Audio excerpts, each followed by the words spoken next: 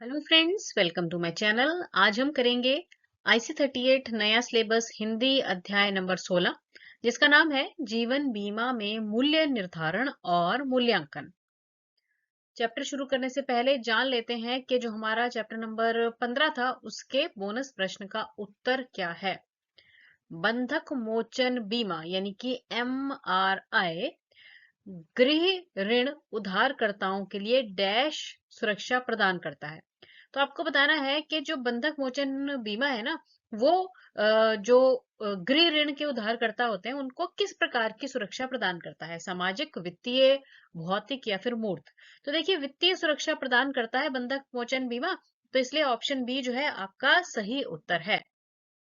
चलिए, अब हमारा जो चैप्टर नंबर 16 है, इसका नाम है जीवन बीमा में मूल्य निर्धारण और मूल्यांकन। मतलब जो जीवन बीमा में मूल्य निर्धारित किया जाता है ना, प्रीमियम सेट किया जाता है, वो किस प्रकार किया जाता है।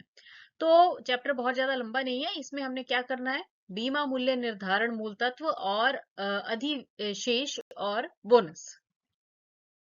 तो चलिए सबसे पहले जानते हैं प्रीमियम क्या होता है। देखो, प्रीमियम में ना आपने सिंपली कंसेप्ट ये समझ लो कि जैसे हम ना बाजार से कुछ भी सामान खरीदते हैं तो हमें उसका मूल्य चुकाना पड़ता है, ठीक है ना। वैसे ही जो बीमा है, लाइफ इंश्योरेंस है, ठीक है ना, पॉलिसी होती है, बीमा पॉलिसी, वो भी एक प्रकार का प्रोडक्ट ही होता है, पर जो हमें दिखाई नहीं देता है, ठीक है ना।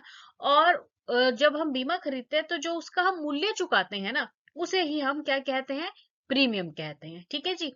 तो अब यहाँ पर क्या बताया गया है कि प्रीमियम शब्द उस कीमत को दर्शाता है जो बीमा धारक द्वारा बीमा पॉलिसी खरीदने के लिए चुकाई जाती है। ठीक है, कंसेप्ट समझ गए ना आप, ठीक है जी। अब जैसे आप इस पिक्चर में देख रहे हो, ये व्यक्ति है, इसने बीमा खरीदा है, ठीक है। तो कंपनी को बीमा खरीदने के लिए कंपनी इसको बीमा के रूप में क्या देती है, बीमा कवर प्रदान करती है, और उसके बदले में ये कंपनी को क्या करता है, प्रीमियम अदा करता है, ठीक है।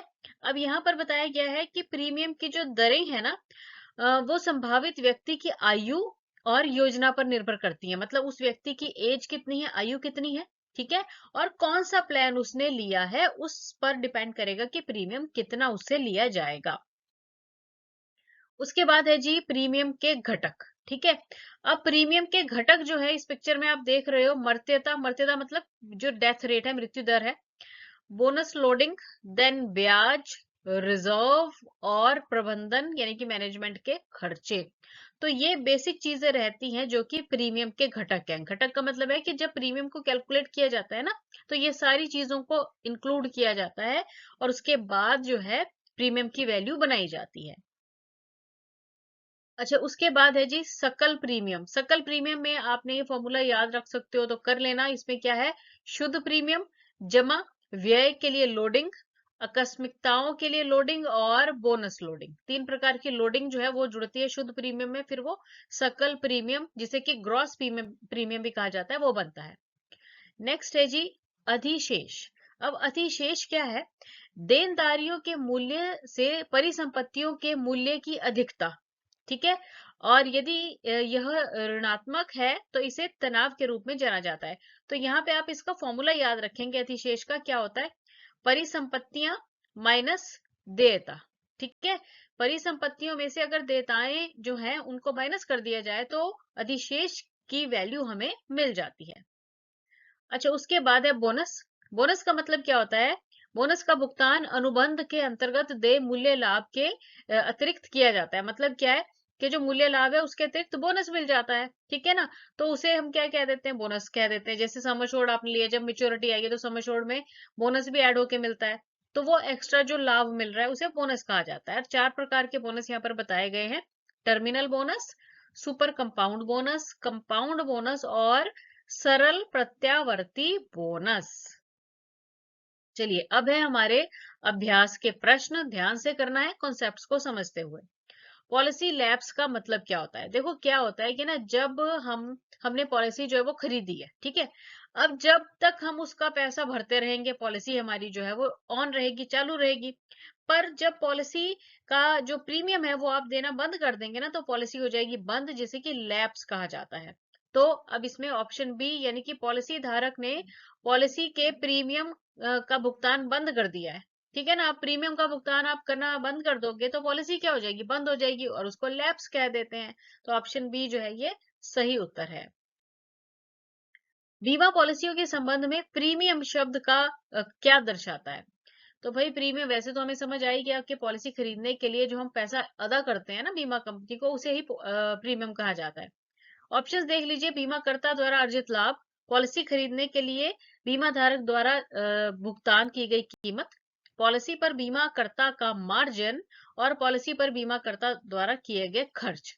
तो देखो सीधी सी बात है, पॉलिसी खरीदने के लिए बीमा धारक द्वारा भुगतान की गई कीमत को ही क्या कहते हैं, प्रीमियम कहते हैं। तो ऑप्शन बी जो है आपका सही उत्तर है। जीवन बीमा प्रीमियम निर्धारित करने में निम्न में से कौन सा एक कारक नहीं है? ठीक है, कौन सा कारक नहीं है? तो मृत्यु दर तो भाई है, मृत्यु दर यानी कि डेथ रेट के हिसाब से प्रीमियम कैलकुलेट किया जाता है। उसके बाद दिया गया छूट, फिर है रिजर्व, प्रबंधन व्यय।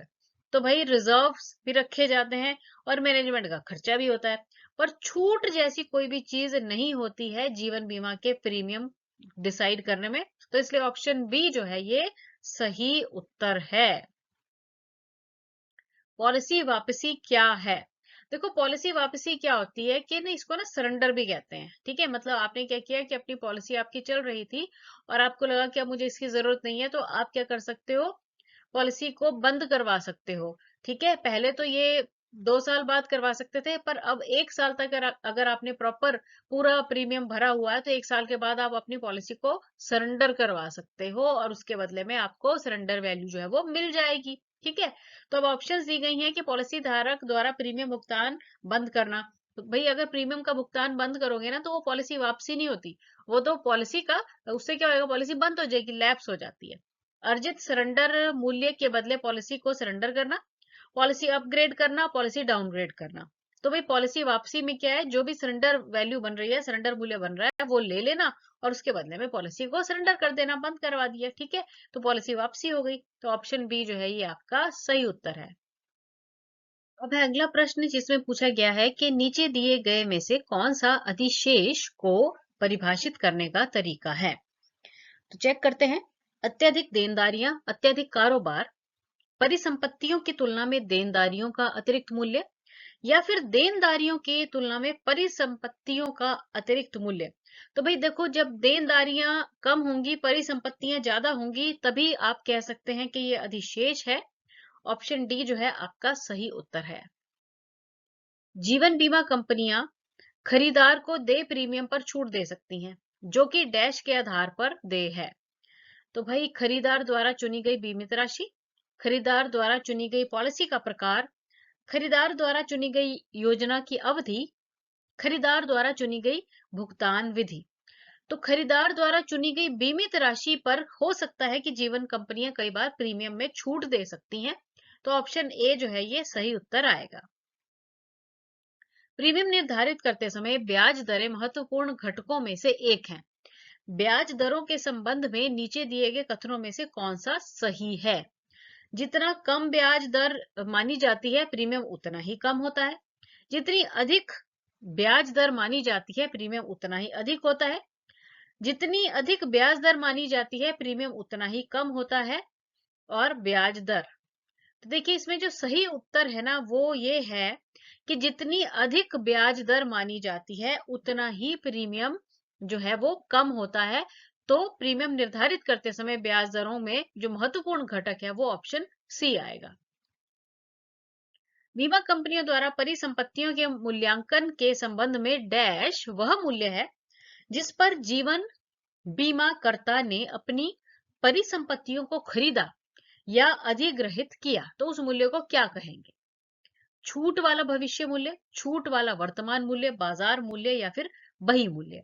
तो देखिए उसे बही मूल्य कहा जाता है। क्या हुआ ये बही मूल्य, कि बीमा कंपनियों द्वारा परिसंपत्तियों का जब मूल्यांकन किया जाता है ना, तो बही मूल्य वह मूल्य होता है जिस पर जीवन बीमाकर्ता ने अपनी परिसंपत्तियों को खरीदा या फिर अधिग्रहित किया है।